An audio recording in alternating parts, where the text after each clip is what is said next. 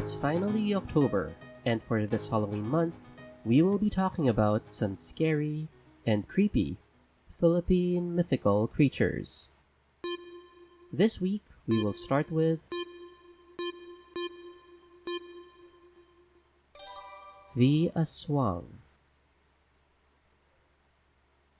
Now, growing up, I actually didn't understand the whole concept of the Aswang.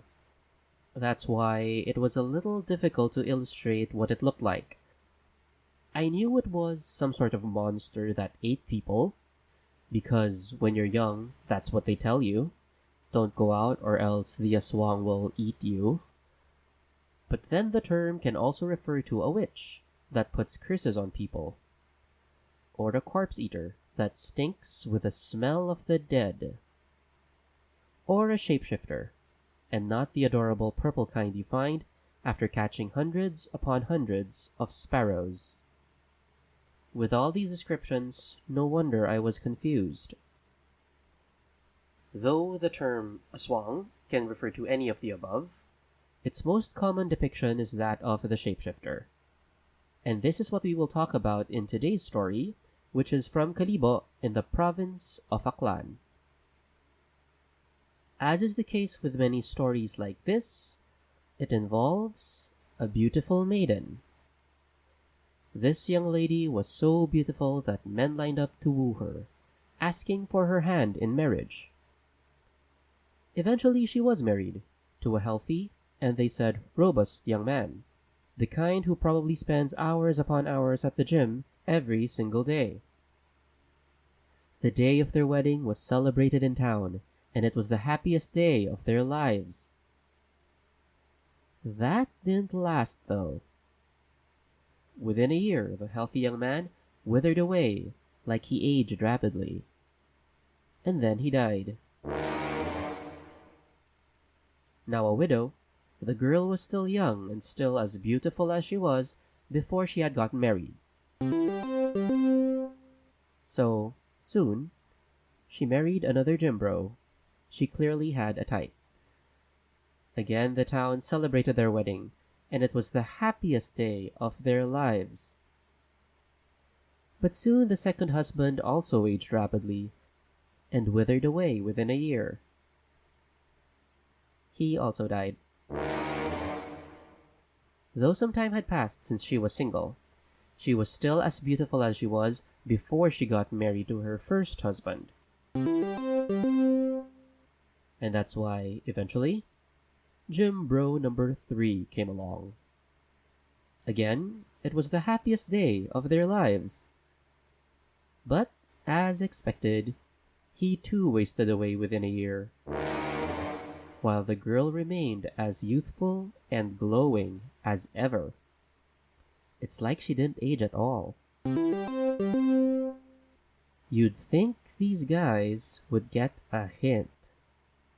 But no. She married a fourth guy. It was the happiest day of their lives. As the townsfolk were celebrating, this time a little more suspiciously, an old man visiting town joined in the festivities.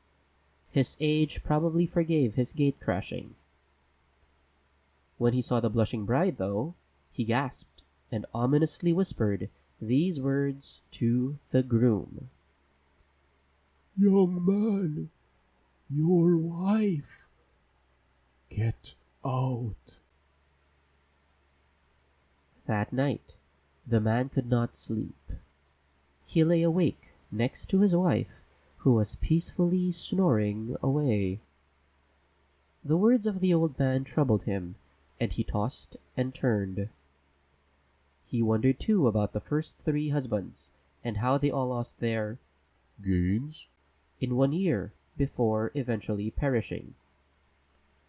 Finally, when midnight came, he started counting sheep to settle his mind. How could he doubt his own wife? They'd just been married for a few hours. As soon as he started drifting off to sleep, he felt a heavy weight on top of him. At first he thought that something special was going to happen. It was their wedding night after all.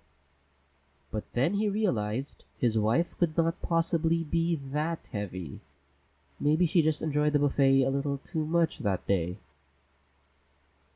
It was when he felt a sharp prick at the base of his neck that he knew something was wrong. With a loud cry, he reached for his knife, which he kept close by that night. Quickly, he stabbed the shadow above him. A loud shriek pierced through the night, and massive wings flapping blew the room into disarray. Alarmed by the commotion, the townsfolk gathered around the house and broke into the room, carrying torches.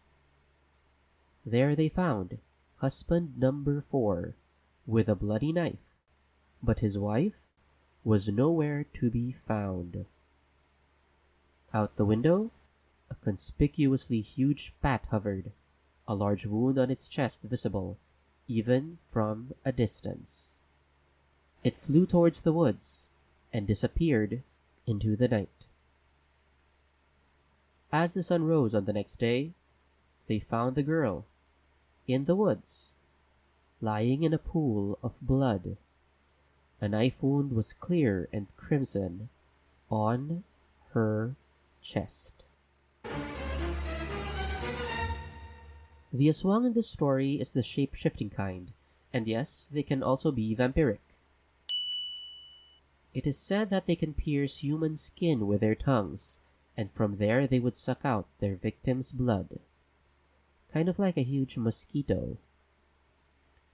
Usually the shape-shifting Aswang would turn into a large dog, or a cat, or even a pig. But they can also turn into other animals. Aswang that turn into bats may also be confused with another creature which we will talk about in our next video.